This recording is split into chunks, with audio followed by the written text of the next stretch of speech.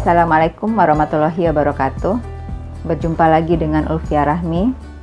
Masih dalam pembahasan blended learning. Kali ini kita akan mengenal salah satu model dalam blended learning, yaitu face-to-face drive model. Face-to-face drive model ini ditandai dengan dominasi kegiatan pada pertemuan tatap muka. Penyampaian materi dan aktivitas-aktivitas belajar siswa banyak terjadi di dalam kelas. Jika ada porsi pertemuan tatap muka dan online dalam kondisi blended, pada model face-to-face drive model ini dominasinya berada pada pertemuan tatap muka. Sedangkan online learning pada model ini berperan sebagai suplemen atau remedial learning. Artinya dengan kondisi online sebagai suplemen, online learning pada model face-to-face drive online ini diselenggarakan by kasus, berdasarkan kasus yang ditemui di lapangan pada saat pembelajaran berlangsung.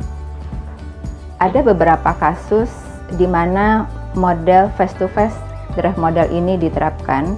Yang pertama dengan kondisi memfasilitasi siswa yang terlambat belajar. Siswa yang terlambat belajar ini biasanya kesulitan mengejar teman-teman yang lebih cepat, dan dia juga mengganggu teman-teman lain karena dia bekerja lebih lama. Jadi dengan kasus seperti ini bisa diselenggarakan face-to-face drive model dengan memfasilitasi siswa-siswa yang terlambat belajar ini dengan multimedia interaktif. Multimedia interaktif yang diselenggarakan secara online.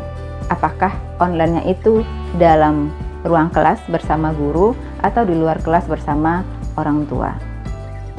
Jadi ketika siswa yang terlambat belajar ini menggunakan multimedia interaktif dalam kelas secara online, berarti memang mereka bekerja dengan perangkatnya, sedangkan siswa lain bekerja seperti biasa.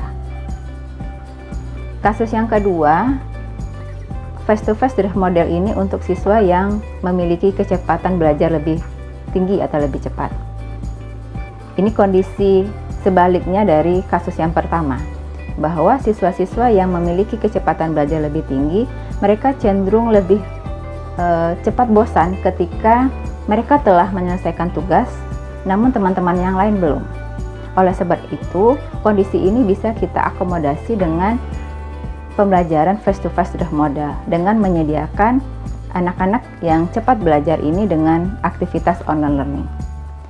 Aktivitas online learning itu bisa kita berikan dengan video yang mengandung informasi, bisa dengan kuis untuk meningkatkan pemahaman mereka, dan beberapa aktivitas lainnya.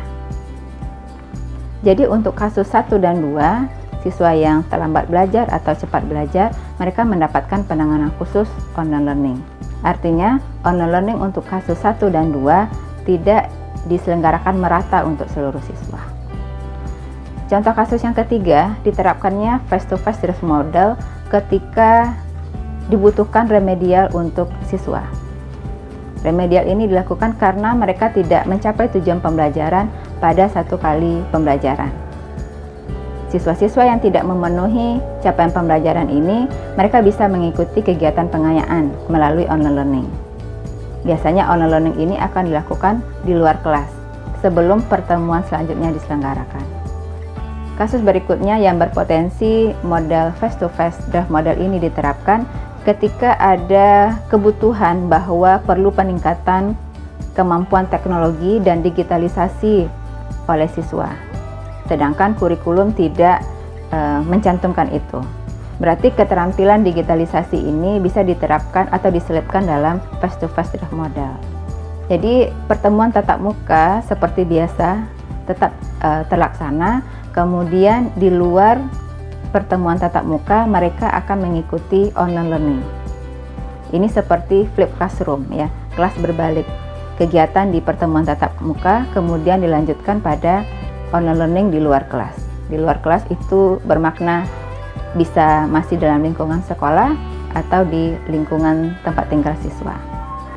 Kasus yang kelima yang memungkinkan face-to-face drive model ini diterapkan ketika ada tuntutan untuk harus datang ke kelas setiap pertemuan atau setiap minggu pembelajaran dilaksanakan. Namun, kelas tidak difasilitasi oleh perangkat pendukung untuk melaksanakan online.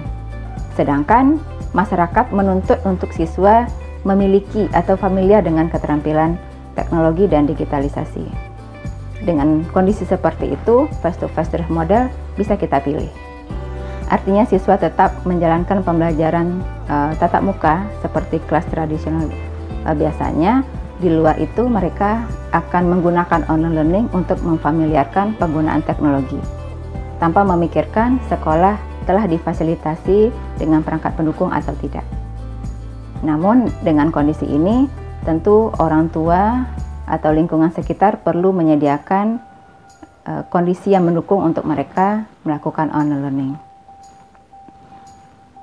Jadi tantangan terbesar guru dalam pelaksanaan face-to-face direct model ini adalah guru perlu update ya, perlu menyadari perkembangan setiap siswa karena mereka akan memberikan penanganan lebih melalui model face-to-face direct model. Jadi ciri khas blended learning dengan face-to-face direct model ini adalah dominasi pertemuan tatap muka, sedangkan online learningnya berfungsi sebagai suplemen pada kasus-kasus tertentu. Bagaimana kita memilih model ini? Kembali kita ke pertimbangan di awal, karakteristik materi, karakteristik siswa, dan fasilitas pendukung. Demikian saja pembahasan mengenai face-to-face direct model. Mudah-mudahan bermanfaat. Assalamualaikum warahmatullahi wabarakatuh.